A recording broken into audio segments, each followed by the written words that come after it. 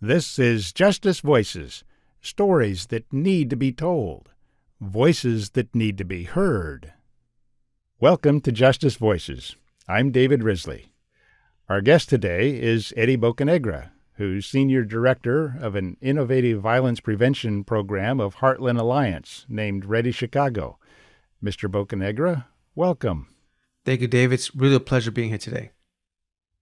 Well, it's a pleasure to have you here. I've been looking forward to this conversation for about 3 years now, since the first time we met, back when I was working in the governor's office as Director of Public Safety Policy. I heard you speak at an event in Chicago, and I was impressed. I approached you afterwards. We arranged to meet. We subsequently got together at your office area at READI Chicago in the Heartland Alliance offices. And you told me about READI Chicago, but you also told me about your backstory. And I remember telling you then, this is a story that has to be told. And that was actually part of my initial thinking of the things that percolated in my mind that ultimately ended up with Justice Voices, stories that need to be told, voices that need to be heard. And yours is one of them. So you're part of the history of Justice Voices. I'd like to hear that story. But first, just a little background. You have a master's degree in social work from the University of Chicago. You have a lot of experience developing and managing violence prevention programs even before joining Heartland Alliance. And you are now with READI Chicago. So what I'd like to do is to cover what READI Chicago is in some detail toward the latter part of this conversation. But right now, why don't you just tell us what READI Chicago is and give us an overview? Sure, David. So READI Chicago was actually birthed out of the spike in violence that we saw here in Chicago back in 2016, where we saw over 750 homicides, nearly 4,000 shootings. And as a result of that, it really brought together the University of Chicago's crime lab and Heartland Alliance to think about what are the best practices out there. How can we put our heads together, think about innovation and best practice, and how do we actually continue this idea of providing the best quality that we can for a specific population. And here's what I mean by specific population. When we think about gun violence, it's very concentrated in certain pockets of our communities. And there's a lot of common threads around that. And so one of the big questions was, imagine if you're able to identify individuals who are more likely to be a victim of gun violence or a perpetrator. And you take a very proactive approach by addressing their immediate needs and creating a viable pathway where they could actually find themselves as part of the community. And so in essence, READI Chicago was designed with three key variables, which is identifying those who are at the highest risk of gun involvement, saturating them with resources, and particularly two of those resources is transitional jobs and cognitive behavioral therapy. And that is READI Chicago. There are a number of aspects to that I really want to hear more about later on. But let's go back before that, because before we get to the message, let's talk about the messenger here. Because before you ever were part of READI Chicago, or even before you were in school leading to your master's degree in social work, part of the reason I've been so eager to talk to you on this program is your personal backstory. At a young age, you were sent to prison yourself. Now, I have to say, talking to you now, as the Eddie Bocanegra of today, that's hard to imagine. But in your younger years, you had personal experience with street organizations, with street violence, and the kinds of things that can lead to tragic outcomes in the lives of both victims and perpetrators of violence. Hearing and understanding your personal story about that past is important to understanding your story in the present. Will you please share that with us? Yeah, absolutely, David. So let me start by saying this. I did not choose to be born to the set of parents that I was born to or into the zip code that I was born into. And yet, those primary factors really determine the outcomes to a great extent of what your future is going to look like, of what you're going to be exposed to, and how you navigate certain things in your life. And that tends to be very true in many communities across the country where we see huge disinvestments or marginalization because of whether it's race or socioeconomic mobility and so on. So I say that because I was, the first time that I remember seeing violence was actually at home. And my first memories of that particular, domestic violence was probably around the age of 6 or so. And, I would often see my mother with busted lips, bruised eyes. I would hear arguments off and on. And every time that I would approach my mom and said, "Hey, what happened to you?" It was this excuse, right? About something happened to her in the backyard or something happened to her while she was doing something. And I think part of it was she was really shielding me from, like, this is a result of your father. And now as an adult, as I think about what caused my dad to do what he did, I unpack why he did some of the things that he did. Why did he choose certain things in his life? And I can't help but to pinpoint everything back to his exposure to trauma, his exposure to navigating, acclimating here in the United States when he migrated here back in the late 1950s and early 60s. And what was that like for him? So a lot more that I could say that, but that was my first exposure to violence. Shortly after that, I'm in school, I'm in grammar school, and then I see violence at school. And some of it was bullying that I would witness. Sometimes it was other kind of violence within gangs. Sometimes it's simply because you lived in a certain part of the neighborhood, you were right away affiliated. And so that was the second time that I recall being exposed to violence. And it's funny, David, because I just mentioned 2 places right now that children should feel safe.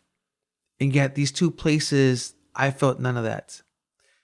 So by the time I was 13, I remember seeing a young man shot and killed just a few yards away from me as I was walking towards a local park. And I was walking through this street, which represents an imaginary borderline between 2 gang factions that have been fighting each other since the early 1970s. And I remember seeing this young kid run right in front of me, and right behind them was another young man. Both of them couldn't be any older than 20. They were probably between the ages of 16 and 19. And I just saw this young man, get shot in the back and died. He died.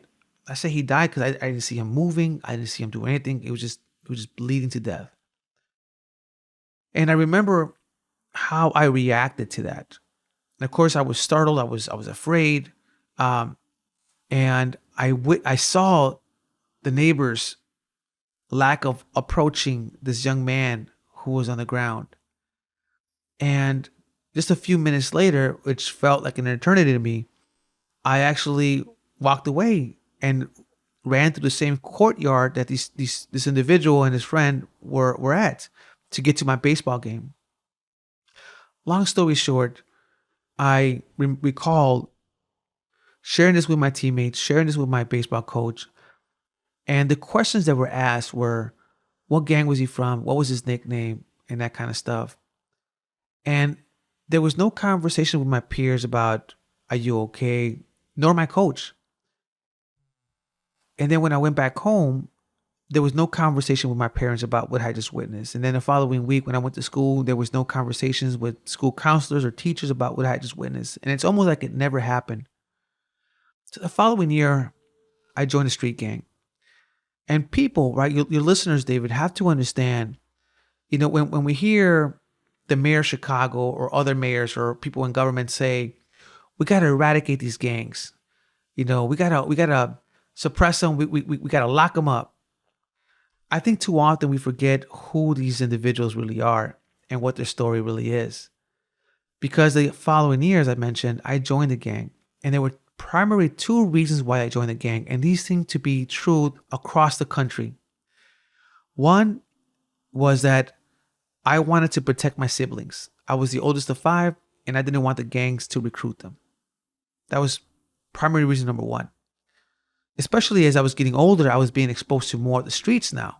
So this is life, right, that's happening that I'm trying to better understand. And up to that point in my life at 14, I believe that this is the best option that I have to protect my siblings. The second reason, David, and this happens to be even more the reason why people join gangs, is that I remember watching sitcom shows like Seven Heaven and Different Strokes. And I remember asking myself, why is it that my family is not like that family? Why is it that our home, which is about 800 square feet with 7 people in it, isn't the same size as the houses that I see in these sitcom shows? And why is it that the problems that I see there are not similar to the problems that I see in my own house? So right away at a young age, I realized there was these two worlds. And that had an impact on me, because when I would look at my neighbors, most of them were landscapers, most of them worked in factories or hotels. And I did not see myself doing that work. And I say this to you with a lot of shame today as an adult, because there's nothing wrong with that. But at the moment, as a 14-year-old, I just knew that's not what I wanted to do. And so in essence, that is why I joined the gang too. Now, people have to also understand these things about gangs, and even when there's like maybe programs and so on, programs are very few in between. And I think what happens a lot of times is what we call this identity formation. And Eric Erickson points it out very well in his early research as a psychologist, is that when you're thinking about from the ages of 13 to about 18, 19, like your self-identity, right, is emerging. You're trying to look, you're looking around you, you're trying to figure out who are you, what's your purpose in this life, you know? But when you have limited options of what that identity could be, right, most of the time your understanding of the world is like, well, this group of people seem to be protecting our neighborhood. This group of people seem to be walking around with pride. This group of people, right, I could relate to because they're very similar to me. They struggle with the very similar issues that I struggle with, like such as domestic violence and so on. And that's what brings people into these gangs. The other thing is that, David, gangs, they don't discriminate in large. They don't care if you're small, short, tall, big, skinny, heavyweight. Like, it doesn't matter, David. Most gangs don't discriminate, and they work around the clock. And so when I think about gangs, I think about the shortfalls of governments, where government has fallen short. Because these gangs, right, these cliques, these social clubs are emerging in many cases because the inability of government to fulfill certain needs that these young people actually encounter. Which is why often, David, you don't see people recruiting into the gangs at 25 or 30 years old. Like, they're recruited while they're young. And they're recruited for the same reason even our military recruits while they're young. Because that stage of identity formation is still kind of happening. This sense of belonging, right? A place. Feeling like I want to be part of something much bigger than me, but I'm not sure what that is. And safe. And safe, David. Listen, for your viewers, if you don't come from these neighborhoods, right? I understand it's hard to conceptualize, what does safety look like for you? But I will tell you this. Most of the men that I work with READI Chicago, which, by the way, on average have 17 or 18 arrests, they 4 to 5 felony arrests. I could tell you that this particular group of people, they recognize that law enforcement has a place in the community, and they want the police to be there. But too often, what they don't want to see happen is their rights to be infringed. What they also are hoping, right, is that people could step up and provide more options for them and their children, because many of the people that we work with are fathers as well. So all this is simply say that people do want better in their lives. The question is, too often, they don't always know what options are out there to create a pathway for what this better really means. And that's where I spend most of my life and my time trying to unpack and trying to address. Is that piece there? How do I get people in READI Chicago to have similar outcomes than the ones that I've had? And that to me is what we try to replicate, because people also have to understand, as I mentioned earlier, that these folks that I'm referring to, when 82% of them have been victims of violence, they've been stabbed, shot, or assaulted, 37% have been victims of gun violence before they came to our program. That means 37%, David, have been shot before they came to READI Chicago. And I don't know another program in this country besides hospitals or the VA that works in providing services for a population that have been survivors of gun violence. There's a couple of themes in this. One is trauma from violence, and the other is respect, self-identity, respect. And speaking of trauma first, I don't know whether you're familiar with the work of a criminologist, Lonnie Athens, who has studied what makes violent people violent. And he found that there was a commonality among the now well over 100 that he's studied. And that is that they go through a process that he describes as violentization. And it begins with exactly the sort of experiences that you're talking about, usually violence in the home, domestic violence. And it certainly progresses if there's violence in the community. And for a young person, he says, they go through a process that he talks about 5 stages of violentization, the first of which is this brutalization stage, at which essentially someone, usually a young person, comes to the conclusion, this is a dog-eat-dog world, and if I'm going to survive in it, I have to be more violent than the people who are doing violence to me.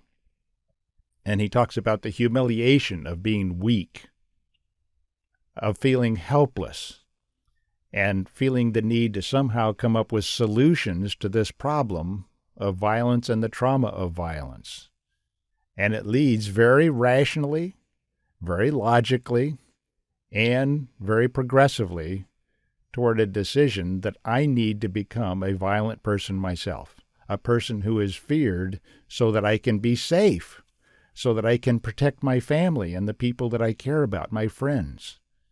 And it goes through stages, and you've just described the process that Lonnie Athens calls violentization. I did a couple of episodes on that in the early episodes of Justice Voices, for those who may be listening and interested in that. But one of the other themes is that of respect. And in Maslow's hierarchy of needs, it talks, the theory is that the most basic need is for survival. Over the course of my career as a federal prosecutor, dealing with the people I did, many of whom were from the sorts of circumstances that you're talking about, I came to the conclusion that there's a more fundamental need than for survival, and that's the need for respect, to be respected. And people are willing to die rather than lose respect, to be disrespected. And so when you put those two things together, trauma and the effects of trauma on the brain and upon thinking and perceptions of young people, and the need to be respected, my goodness, the path that you are describing toward some sort of street organization, street gang, is probably the most predictable and the most logical path that a young person would follow who's trying to cope with life, cope with the world around them, and become a somebody rather than a nobody. Yep. Yep. I mean, that's just, to me, if you're going to fight gangs, well, then you've got to address what is it that leads people to become members of gangs, because these are fundamental human needs. Yeah. And there's nothing intrinsically evil about them. It's essentially an adaptive behavior, a coping behavior. Now, it leads to some tragic outcomes, and it did in your case. Why don't you tell us about that? I know this is deeply personal and probably painful. Well, I know it'd be painful, but if you're willing to, would you share that with us? Sure, David. So two quick reflections on what you just shared.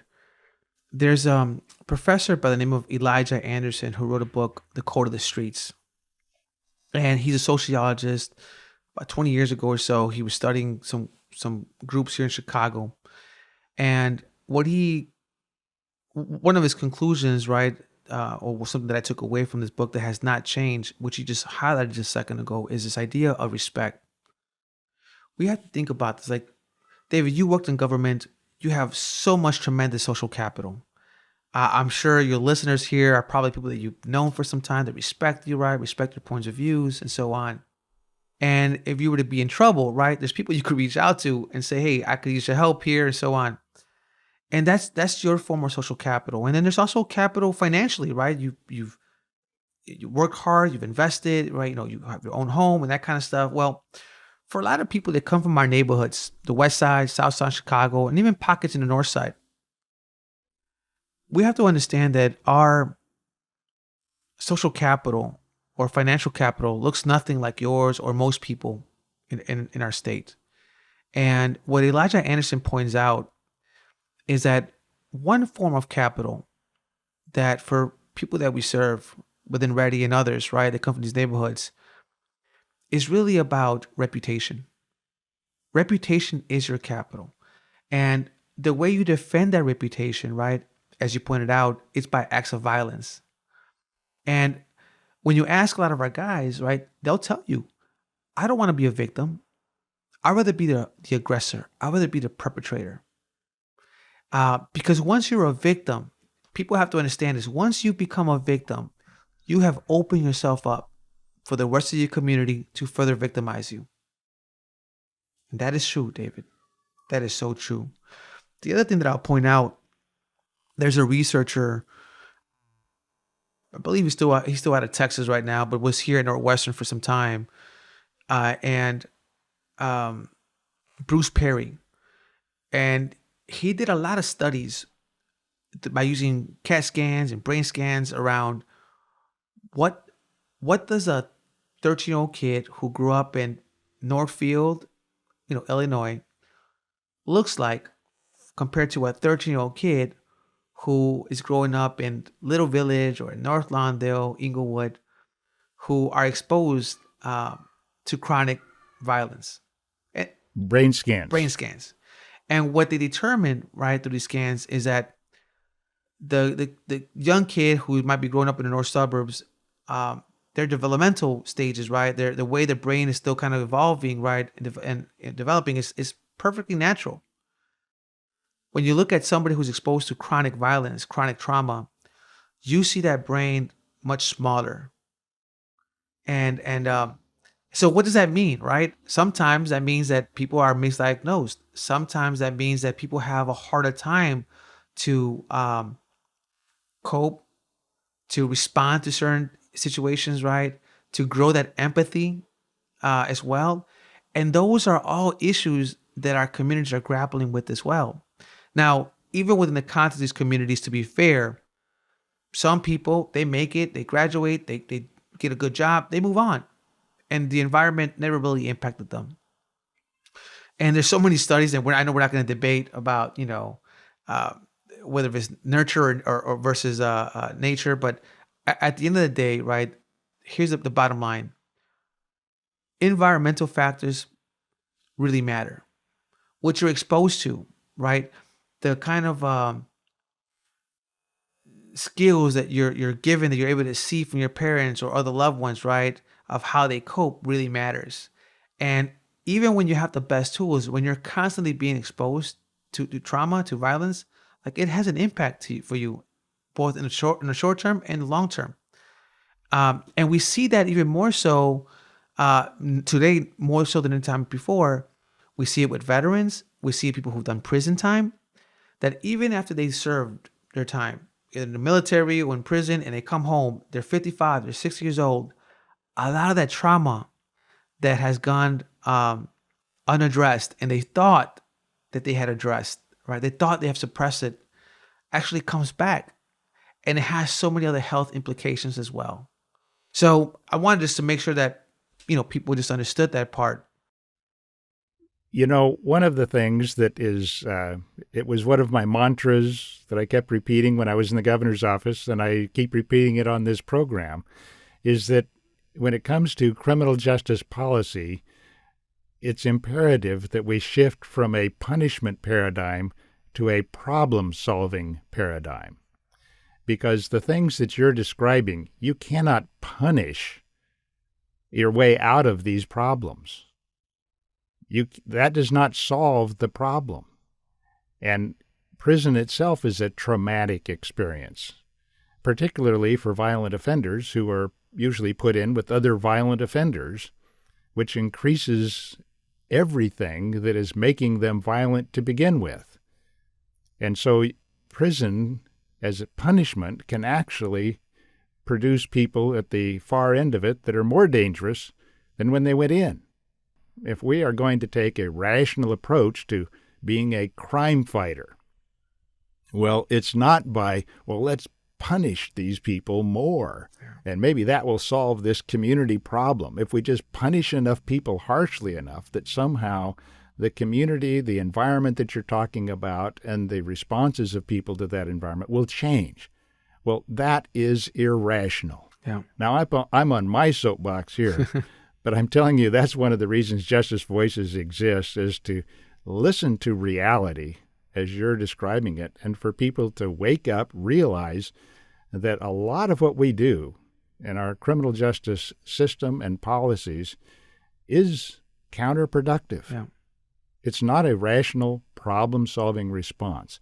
So I am really interested in hearing what you're about to say next. Yeah. Well, let me respond back to that too, David, because that you said a lot there. You said a lot, and I think that, listen, I am extremely patriotic. I love our country. If you go to my house, I have a Victorian home with these, half flags in front of our house, and right now I'm looking at our Mexican flag because Mexican Independence Day is coming up this week. But for the most part, I have my American flag outside. And because of my siblings and my nephews and so on have served the military, there's a sense of patriotism, right? I have some conservative views and I have some very liberal views. But I have a hard time understanding how is it that a well-developed nation that has been founded in all these principles that we talk and brag and talk about democracy and so on, that one day my brother came to visit me and he was crying. And he said, here I am in a foreign land fighting for democracy, but in my own country, you're not going to have your full rights restored. And there are many other Americans here who in many states are unable to vote.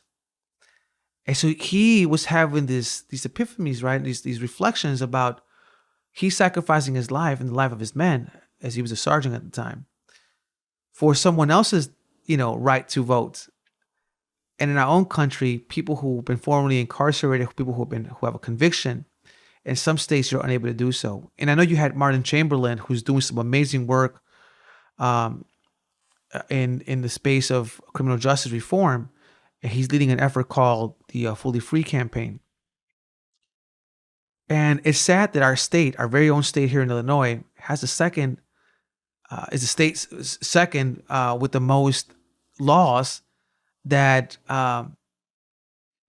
prevent people who've been formerly incarcerated to move up, to be able to restore their lives back to normal, to whatever that normalcy might look like.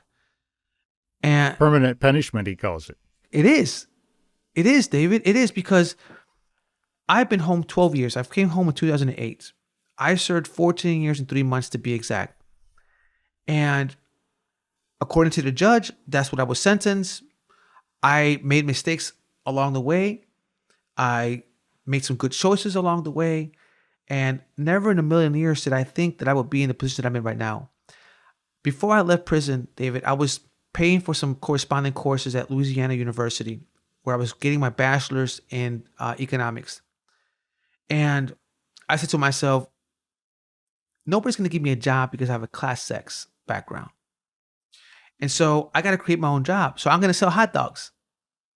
I had a business plan. I said, I'm gonna $500 startup, and I'm gonna sell hot dogs in front of the Cook County Jail. I didn't want to move to Texas. I did not want to move to Texas where my siblings were at. I did not want to work in the oil rigs with my cousins and so on. I said, nope, because Texas is even more conservative for people like myself. And so I feel like maybe I have a fighting chance here in Chicago. So I said, I'm gonna sell hot dogs. Little did I know that I'm actually leading one of the largest anti-violence programs in the country right now. Little did I know that I would be part of various mayors in their transition teams or their public safety committees, or sitting in various boards, including the Public Welfare Foundation, or meeting with the president, which I did about 3 months ago, back in June. I met private meeting with the president for an hour and a half to talk about what we're learning through READI Chicago, or hosting the Attorney General just 2 months ago as well here in Chicago. I mean, I could go on, right? My point here is that who would have imagined? I never would have imagined that. And yet all of this was in you, maybe in a seed form, in your youth, when you were on a very different track, in a very different environment. Yep. I agree with you. I agree with you. And all it took is for someone to see the potential in me. All it took is for someone to see, if I give Eddie the right resources and the right supports, right, the right encouragement, the right coaching, right, and then I'm able to remove some of the barriers that he's seeing right now, right, like maybe Eddie has a chance. And, you know, it's funny, the parole system I know today is starting to look different than it did, 12 years ago. But let me tell you, the parole for me created more challenges and created more red tape and barriers for my success than anything else. And so it's also something that we, right, as a society should re-examine. And the last thing that I'll say as it relates to this particular comment you mentioned too, David, is that when I mentioned about being patriotic and leading the nation, the world for that matter, right, we also lead in incarceration. And I think about the injustice behind that. I think about that there's so much science and research that tells us today, David, that incarcerating people is not necessarily a good thing, especially for an extensive period of time.